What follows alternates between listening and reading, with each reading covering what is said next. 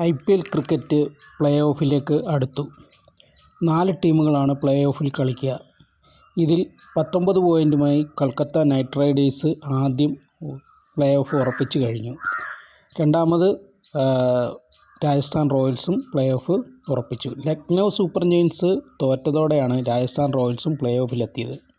ശേഷിക്കുന്ന 2 സ്ഥാനത്തിനായി 5 ടീമുകളാണ് രംഗത്തുള്ളത്. Mumbai Indians, Punjab Kings, Gujarat Titans എന്നീ ടീമുകൾ പുറത്തായി കഴിഞ്ഞു.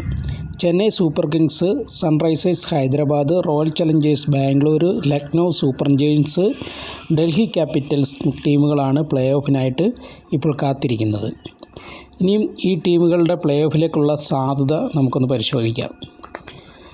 13 കളി 12 പോയിൻ്റ്, റൺ റേറ്റ് -787 ആണ് ലക്നൗ സൂപ്പർ ജയൻസിൻ്റെ നിലവിലെ സ്ഥിതി. സാധ്യതയുള്ള ടീമുകളിൽ ഏറ്റവും മോശം റൺ റേറ്റുള്ള ടീമാണ് ലക്നൗ. ഡൽഹിയോട് തോറ്റതോടുകൂടി പുറത്തേക്കുള്ള വഴിയിലാണ്. അവസാന മത്സരം ജയിച്ചാലും മറ്റ് ടീമുകൾക്ക് വമ്പൻ തോൽവി അനിവാര്യമാണ്.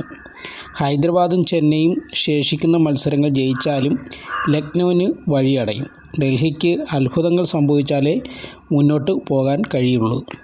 5ാം സ്ഥാനത്തുള്ള ഡൽഹി റൺ നിരക്കിൽ ഏറെ പിറകിലാണ്. -0.377 ആണ് അവരുടെ റൺ റേറ്റ്. മറ്റ് മത്സരഫലങ്ങളെ ആശ്രയിച്ച് കാത്തിരിക്കാൻ മാത്രമേ ഇനി അവർക്ക് വഴിയുള്ളൂ. ഏറ്റവും സാധ്യതയുള്ളത് ബാക്കി ടീമുകൾ ചെന്നൈ സൂപ്പർ കിങ്സ് ആണ്. 13 കളിയിൽ 14 പോയിൻ്റാണ് അവർക്കുള്ളത്.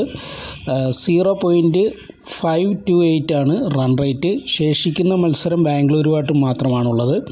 രാജസ്ഥാനെതിരായ ജയമാണ് ചെന്നൈയുടെ പ്രതീക്ഷ സജീവമാക്കിയത്. എങ്കിലും അവസാന കളിയിൽ ബാംഗ്ലൂരുവിന് തോൽപ്പിക്കാനായില്ലെങ്കിൽ അത് തിരിച്ചടിയാകും. ഇതിനിടയിൽ സാധ്യത നിലനിർത്തുന്നത് മികച്ച റൺ നിരക്കാണ്.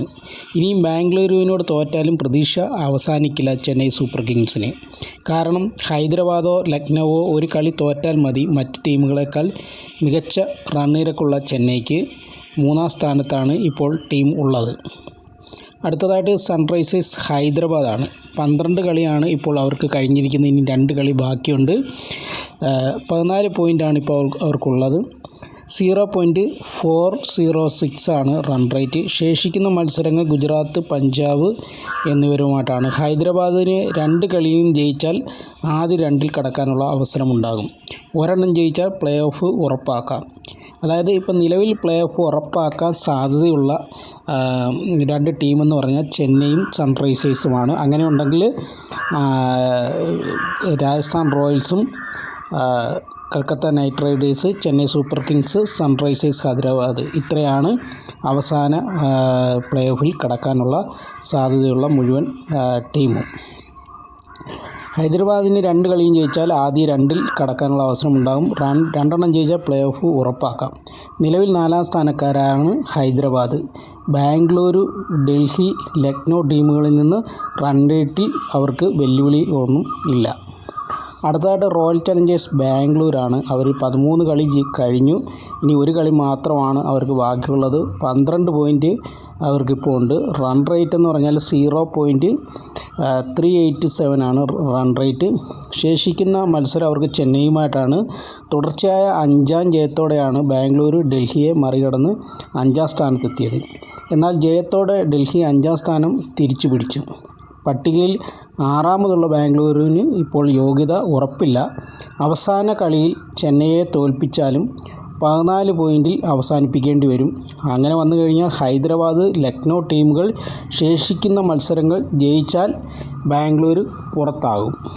അടുത്തത് രാജസ്ഥാൻ റോയൽസാണ്. രാജസ്ഥാൻ റോയൽസ് നിലവിലിപ്പോൾ പ്ലേ ഓഫിൽ കയറിക്കഴിഞ്ഞു. അവർക്ക് 12 കളി ആണ് കഴിഞ്ഞത്. ഇനി 2 കളിയും കൂടെ ബാക്കിയുണ്ട്. 16 പോയിൻ്റുണ്ട്. 0.349 ആണ് റൺ റേറ്റ്. ശേഷിക്കുന്ന മത്സരങ്ങൾ പഞ്ചാബും കൊൽക്കത്ത നൈറ്റ് റൈഡേഴ്സുമായിട്ടാണ്. സീസണിൽ ആദ്യ പ്ലേ ഓഫ് ഉറപ്പാക്കാൻ സാധ്യതയുള്ള ടീമായിരുന്നു രാജസ്ഥാൻ. എന്നാൽ തുടർച്ചയായ 3 കളിയിൽ തോറ്റതോടെ അവരുടെ കാത്തിരിപ്പ് നീളി. പിന്നീട് ലക്നൗ ഡൽഹിയോട് തോറ്റതോടെ രാജസ്ഥാൻ ഈ പ്ലേ ഓഫിൽ കടക്കുകയായിരുന്നു. എന്തായാലും ഇതൊക്കെയാണ് ഈ പറയുന്ന ടീമുകളുടെ സാധ്യത. എങ്കിലും 100% ഉറപ്പിക്കാൻ പറ്റാത്ത, പ്ലേ ഓഫ് ഉറപ്പിക്കാൻ പറ്റാത്ത സാധ്യതയിലാണ് ഏകദേശം ഒരു 4 ടീമുള്ളത്. ബാക്കി 2 ടീം പ്ലേ ഓഫിൽ കടന്നു കഴിഞ്ഞു.